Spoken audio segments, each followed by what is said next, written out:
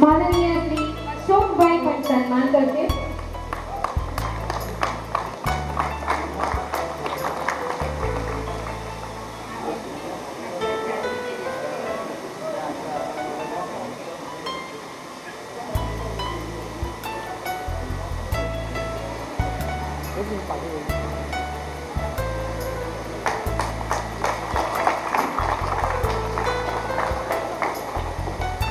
माननीय श्री नटवरभाई अभय सोलंकी તેઓ આ શાળામાં સિનિયર ક્લાસ તરીકે સેવા બજાવે છે।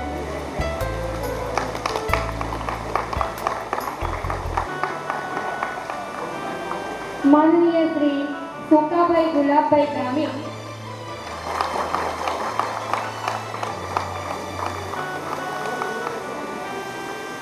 તેવા જ આપણા બીજા ભાઈશ્રી જેને હોલ એમણે 36 વર્ષ સુધી આ સંસ્થામાં પ્યુન તરીકે સેવા આપી છે। એમનું તે વહેલો ઓળખાય પણ નહીં, કદાચ આખો તમારો ચહેરો ચેન્જ થઈ ગયો હશે, એટલે જેમ જેમ ગ્રુપ ફોટોગ્રાફી રાખીશું એટલે આપણે બધા સ્વીટ મેમરીમાં યાદ રહી જશું, ચિંતા ના કરતા।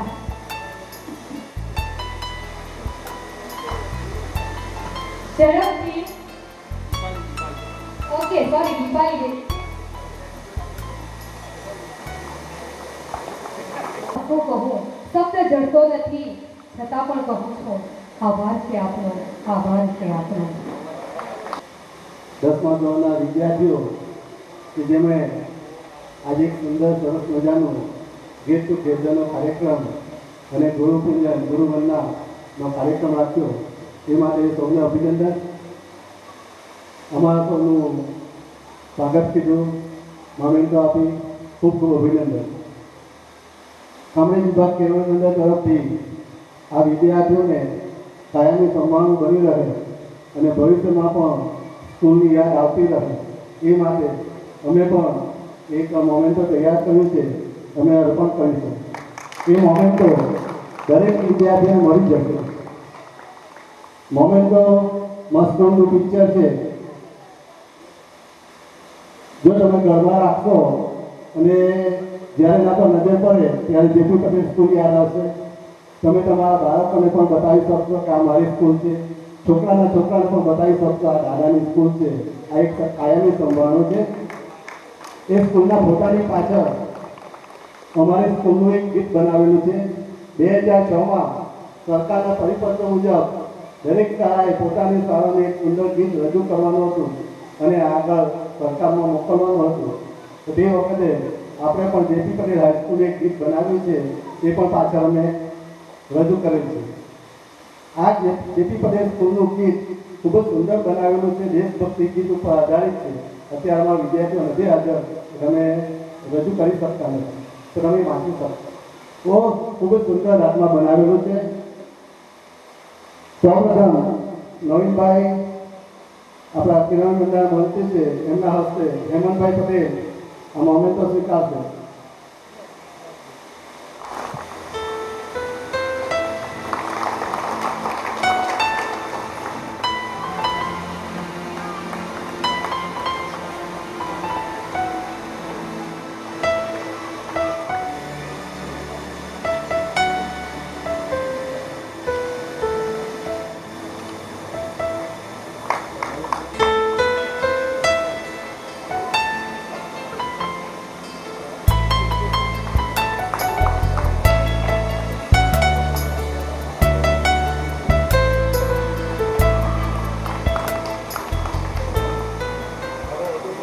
જેપી પટેલ હાઈસ્કૂલ સૌથી તેમાં કઈ ઈશ્વર શક્તિ છે સમાણી, થકી સૌને છે પુણ્યની કમાણી। અહીંયા તો સર્વે પ્રાંતના શિક્ષકો છે અને તેના દ્વારા થાય છે શિક્ષણની લહાણી। વિદ્યાર્થીનો ગુરુ પ્રત્યેનો પ્રેમ કેવો છે હમસફર, કે અહીંયા તો થાય છે રોજ રોજ વિદ્યાની લહાણી। અહીંયા તો થાય છે રોજ રોજ વિદ્યાની લહાણી। એક નાનકડા ગામ કામરેજ, કામાવતી નગરી કહેવાતું આ ગામ, અહીંયા જેપી પટેલ સ્કૂલનું ખરેખર શરૂઆતમાં એટલું સુંદર નામ હતું કે આપણી હાઈસ્કૂલનું નામ બોલાતું હતું અને હવે પછી પણ બોલાય એવા પ્રયાસો આપણે આપણા સહકારથી કરતા રહીશું એવી અપેક્ષા છે। મંચસ્થ બિરાજમાન ગુરુજનોમાંથી હું વિનંતી કરીશ કે તેઓ આપના શિષ્યોને, હજી પણ તમારા શિષ્યો છે અને લાઈફ ટાઈમ રહેશે. કહેવાય છે ને કે કોઈ એવું કહી દે છે કે હું છું ને તારી સાથે, આટલું કાંઈ પણ અમારી ભૂલ થતી હોય તો હજી પણ તમે અમારા ગુરુ જ છો એવું કહીને અમને આશીર્વચન આપો એવી અપેક્ષા છે. આજના આપણા પ્રમુખ શ્રી અને શ્રી કામરેજ વિભાગ કેળવણી મંડળના મહાનગર મંત્રી શ્રી નવીનભાઈ, કામરેજ વિભાગ કેળવણી મંડળના પ્રમુખ મહોદય માન્ય શ્રી ગુણવંતભાઈ, મારા સાથી સહકાર્યકર મિત્રો, મંચ ઉપર ઉપસ્થિત સર્વેજનો અને 1992ની સાલના વાલા વિદ્યાર્થી મિત્રો, પરંતુ આજે એ સજ્જનો અને સન્નારીઓ છે. આપણું આ સ્નેહ મિલન એ ખરેખર એક દિલ સ્પર્શી છે, હૃદયને સ્પર્શી જાય એવું વાતાવરણ અત્યારે ઊભું થયું છે. અને તેમાં પણ સ્નેહ મિલનની સાથે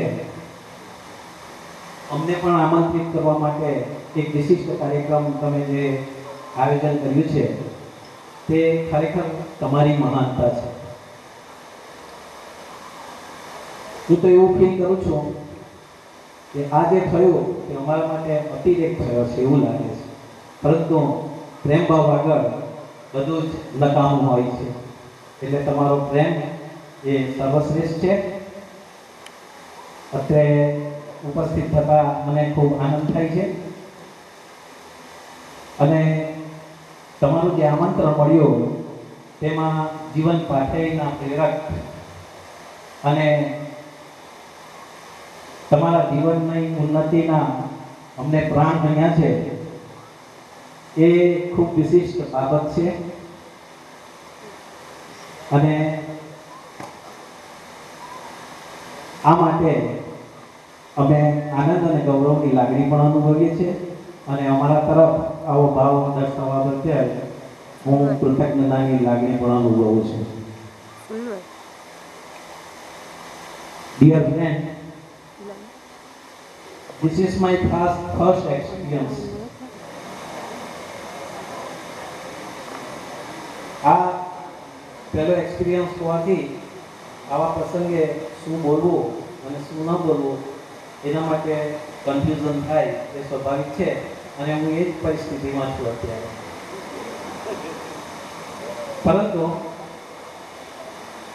1992 પહેલા તમે જ્યારે આ જ ભૂમિ ઉપર આ સ્થળે એક શિક્ષક અને વિદ્યાર્થીના નાતા હેઠળ આપણે ભેગા થતા હતા ત્યારે ત્યારની પરિસ્થિતિ અને આજની પરિસ્થિતિ એ બહુ ડિફરન્સ છે. ત્યારે હું અને તમે બધા જ ખૂબ પાંતરા હતા કે કંઈક કાર્યક્રમ હોય ત્યારે વખતો વખત તમને જીવનની સફળતાની ચાવીઓ અમે આપતા હતા, પરંતુ તે દિવસો એ તમારા નિર્દોષ દિવસો હતા. એમાંથી કંઈક લેવું કે નહીં લેવું એ તમારી મરજી હતી. આજે તમારી પરિસ્થિતિ થોડી જુદી છે. બેનશ્રીએ કહ્યું કે આશીર્વચન આપો. આશીર્વચન આપીએ એટલી ઊંચી કક્ષાએ તો હું નથી પહોંચ્યો, પરંતુ જરૂર થોડાક હિન્ટ્સ તમને જરૂર આપીશ.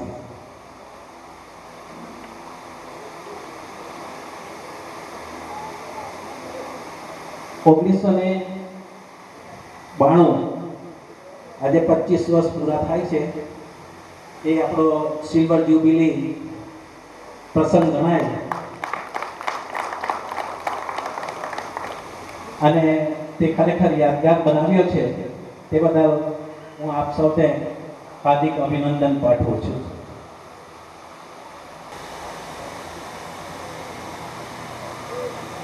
જીવનની અંદર કેટલીક બાબતો એવી હોય છે જે સ્મૃતિ ઉપર આપણી હંમેશા છવાયેલી રહે છે. તે દિવસે તે પ્રસંગો અત્યારે પણ ઘણી વખત પર આવે છે ત્યારે આપની સ્મૃતિ જરૂર થાય છે.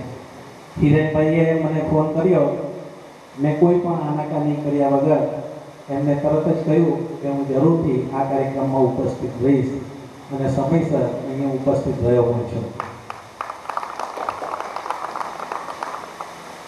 તો મારે તમને થોડી આજે તમારી જે પરિસ્થિતિ છે તે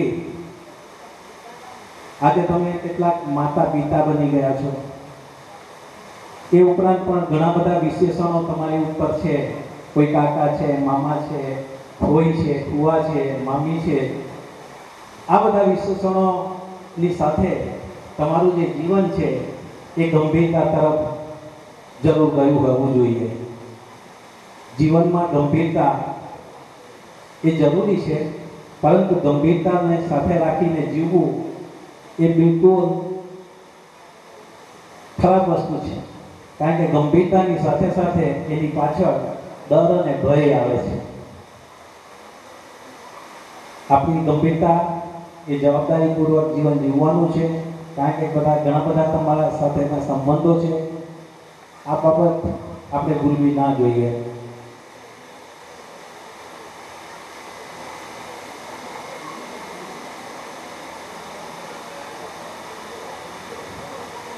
આ ઉપરાંત તમારા જીવનમાં સૌથી પ્રથમ વસ્તુ સફળતાની ચાવી એ આપણી એક કહેવત છે,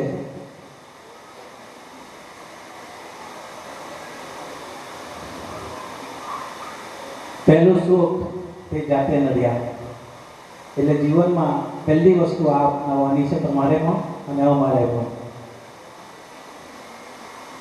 હવે જાતનું સુખ એટલે બે પ્રકારના આવે, એક શારીરિક અને બીજી માનસિક. શારીરિક સુખ મેળવવા માટે તમને ઘણા બધા કોઈ ડોક્ટર્સ મળે, કોઈ ગાઈડન્સ મળે, ઘણી બધી વસ્તુઓ તમને જરૂર મળે છે અને તેની સાથે ભૌતિક સુવિધાઓ પણ મળે છે. પરંતુ બીજો જે પાર્ટ છે માનસિક સુવિધા, એમાં માણસ આજે ઘણો બધો ગૂંચવાયેલો જોવા મળે છે. એક વાત મને યાદ આવે છે, આપણા યુપીના સીએમ યોગી આદિત્યનાથ એ અત્યારે ખૂબ ચર્ચાના વિષયમાં છે. એના ઘણા બધા ફોલોવર્સ પણ છે, સમર્થકો પણ છે અને કેટલાક એમના વિરોધીઓ પણ છે. હું એમની વાત નથી કરતો અત્યારે, પરંતુ એમને એક બીજા સંત પુરુષની સાથે સરખાવીને એવા સંત પુરુષ હતા જેમના વિરોધીઓ પણ હતા અને સમર્થકો પણ હતા. વિરોધીઓ એ હંમેશા દ્વેષભાવની લાગણી રાખે અને એ જાકારો આપે. એવી એક સમર્થકો હોય તેને મોહ હોય, તે હંમેશા એમને પ્રેમ ભાવ આપે. પરંતુ આ સંત પુરુષ સાથે જ્યારે આ દુશ્મનો એકદમ અંતિમ હદ સુધી પહોંચી તેમને મારી નાખવાનું આયોજન કરે છે, ત્યારે એને જે સમર્થકો હતા તે એને ભાગી જવાનું કહે છે.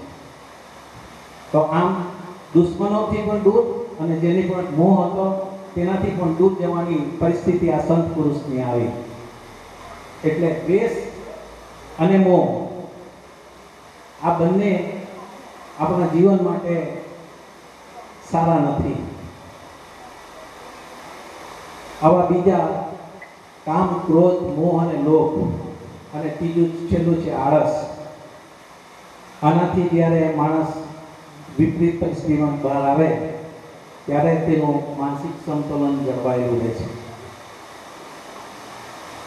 અત્યારે યોગાનું ચાલે છે.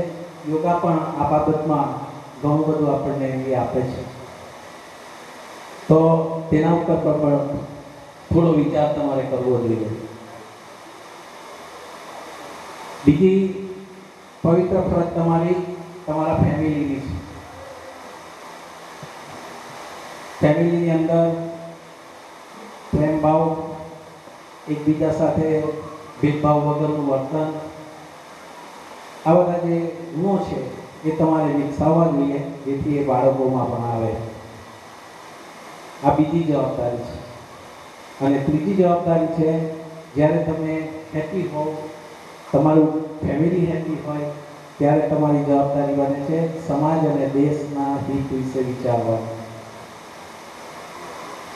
આ પણ એક સારી એવી તમારી ફરજ છે અને તેને આપણે દૂર કરી શકીએ નહીં. તો જ્યારે આજે પણ તમે આજે કાર્યક્રમ રાખ્યો તે સરસ છે, નો ડાઉટ, પરંતુ સેવા ભાવ